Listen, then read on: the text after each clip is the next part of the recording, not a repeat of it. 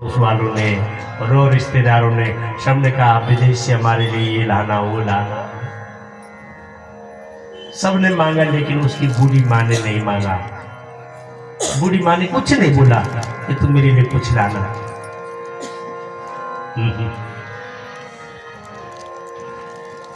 माँ का आशीर्वाद लेने गया बालक। माँ प्रणाम, हम जा रहे हैं। तो माँ ने कहा बेटा जब मेरे लाल अपना ध्यान रखना। बालक को अचानक ध्यान आया कि माँ ऐसी क्या चीज है कि कुछ तो मंगा लेती मेरे से, कुछ तो मंगा लेती। बोल बेटा। माँ सब कुछ न कुछ मंगा रहे हैं, तुम भी बोलो तुम्हारे लिए क्या लेके आऊं विदेश से। माँ ने कहा मेरे लाल मुझे कुछ नहीं चाहिए। नहीं नहीं माँ सब मंगा रहे हैं, तुम भी तो कुछ मंगा लो। माँ ने कहा मुझे खाली मेरा लाल चाहिए, बस मेरा सर्वस्व मेरा पुत्र है। लेकिन बालक ने कहा नहीं माँ कुछ तो मंगा ले। अब माँ ने कहा सुन, अगर तू कुछ तोहफा लाना ही चाहता है मेरे लिए विदेश से,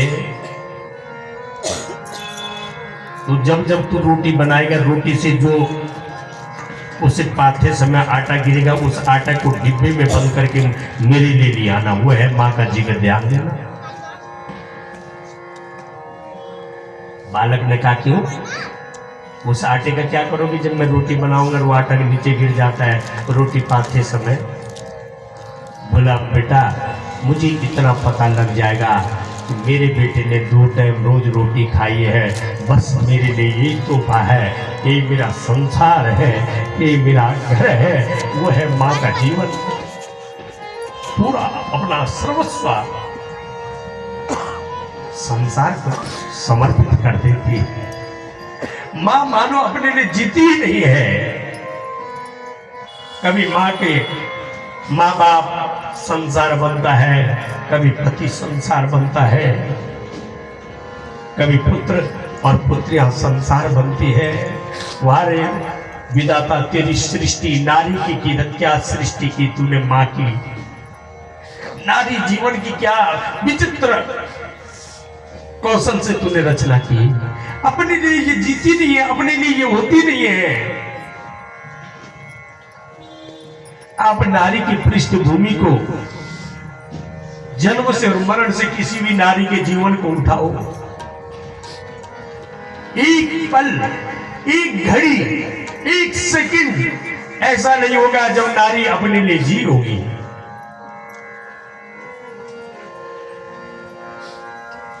अरे और तो रहा, अगर स्वप्न भी पति दिख गया या बच्चा दिख गया तो इसकी नींद को त्याग के बिस्तर में बैठ जाती है। कई बार तो अपने बहनों को स्वप्न के बाद तुरंत रोते हुए देखा।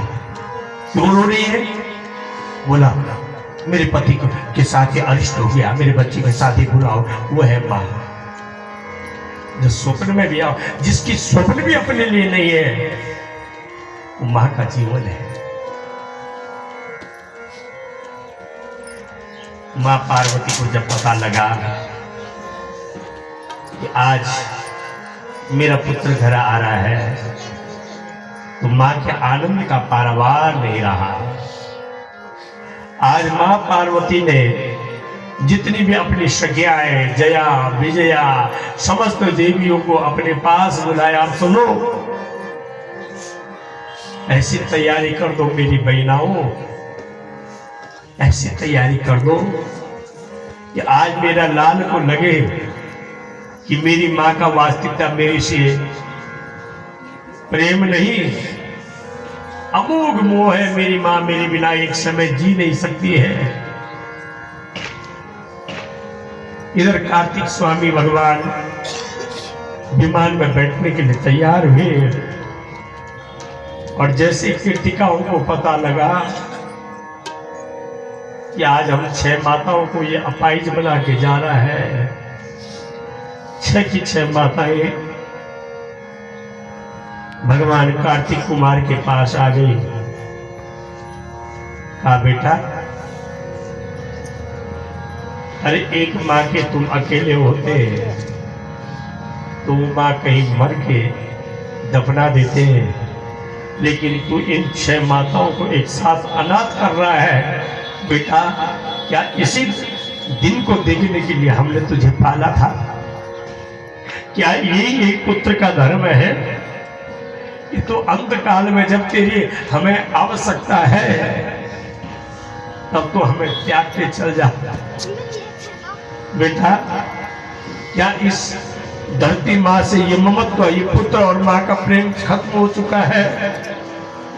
क्या सूर्य और चंद्रमा के जीवन से प्रेम निकल चुका है? क्या माँ शब्द का अर्थ, माँ शब्द की गरिमा भारत देश में खत्म हो गई? क्या भगवान का वो करुणामयी मातृ रूप, मातृवात्सल्य से खत्म हो गई?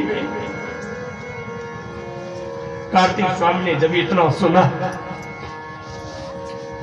कार्तिक स्वामी ने मना कर दिया। सुनो शिवगणों, शिव जी से कह देना वो नहीं आ रहे हैं, मना कर दो। आहा, जब मना करने की बात आई तो भगवान शिव के गणों ने कहा, सुनो कुमार जी, इन माताओं का, ये तुम्हारी यहाँ 6 माताएं हैं जो तुम्हारा पालन करने वाली है। अब इन 6 माताओं को अगर दुख आएगा तो इनका दुख बांटने के लिए ये 6 हैं। लेकिन कभी आपने सोचा कुमार कि जब पालन करने वाली माताओं की ये दशा है तो जिसके तुम तेज हो, उस माता अकेली, उस माता तो अकेली वो किसी से दुख बांट भी नहीं सकती।